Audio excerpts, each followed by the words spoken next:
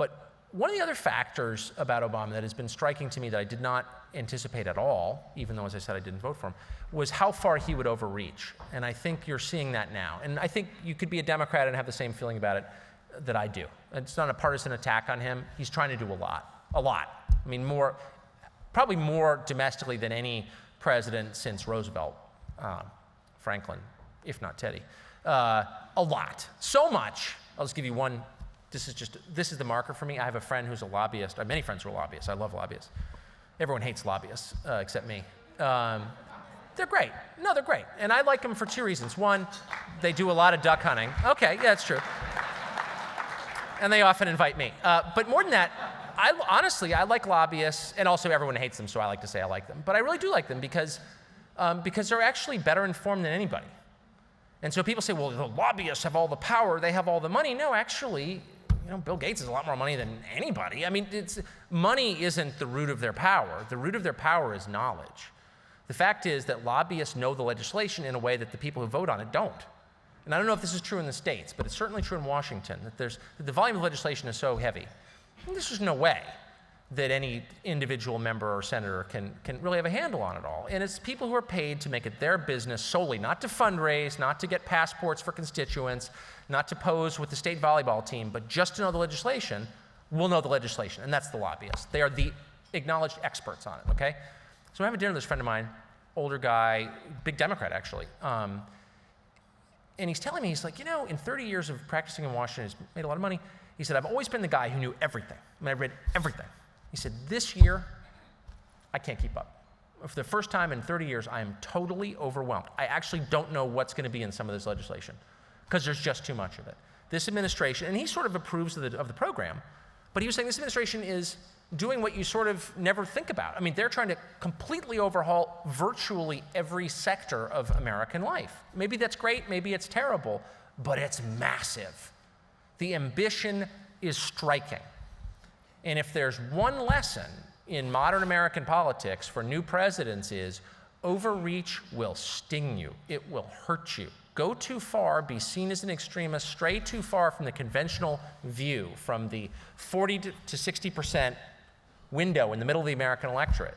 Move too far out of that and you will be punished in a big, big way.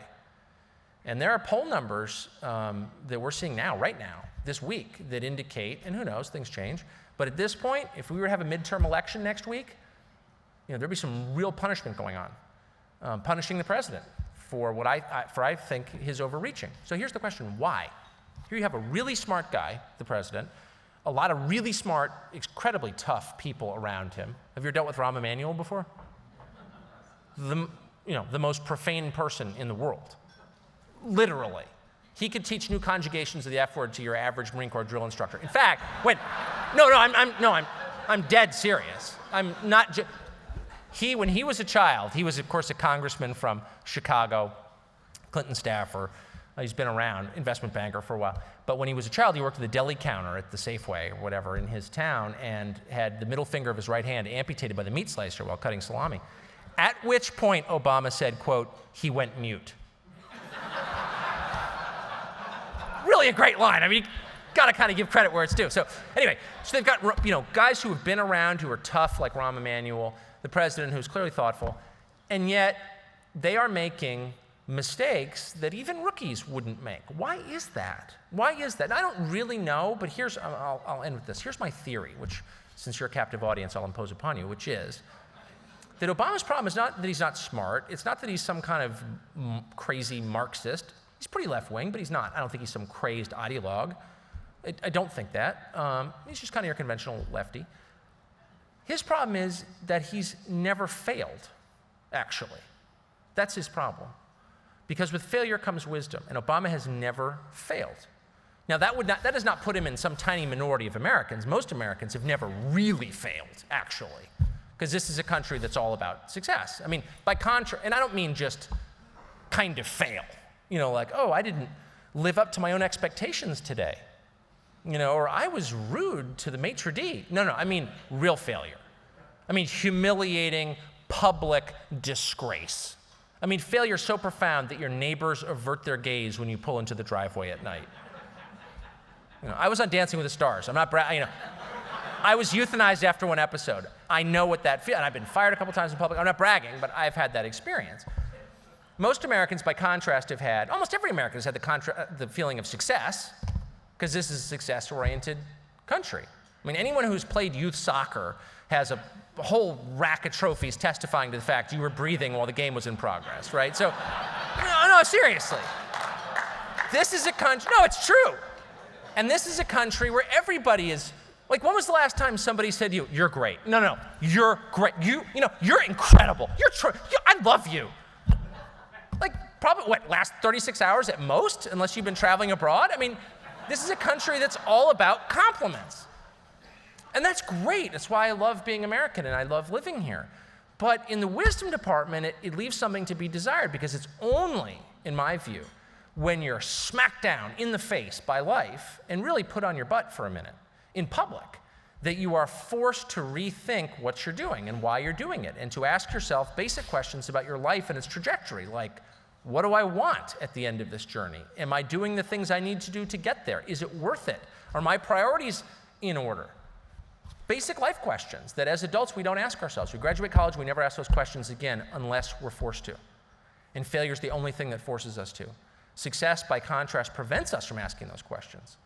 Because as long as you're kind of succeeding, then your success is self-justifying. What you're doing is obviously working. Why tamper with it? Don't mess with the formula. It's Coca-Cola, right?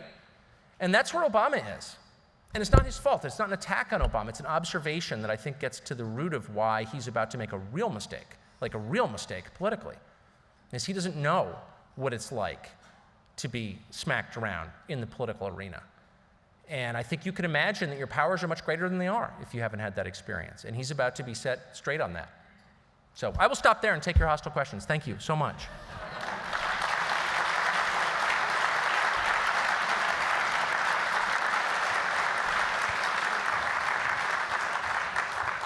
Yes, sir.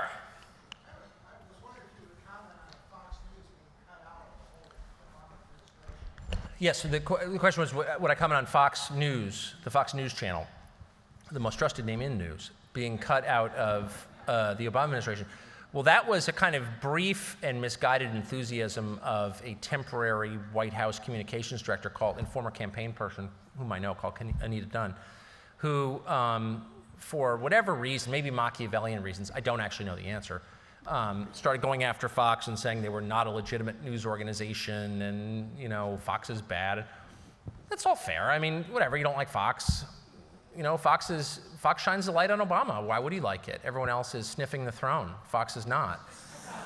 So why would they be into that? They wouldn't, and they're not, and that's fine. I think that's a badge of honor, frankly. No president should love you. If the president loves a news organization, they're toadies. I mean, that's just true, okay? And many of you are in politics, you know the depth of how true that, you know what I'm talking about.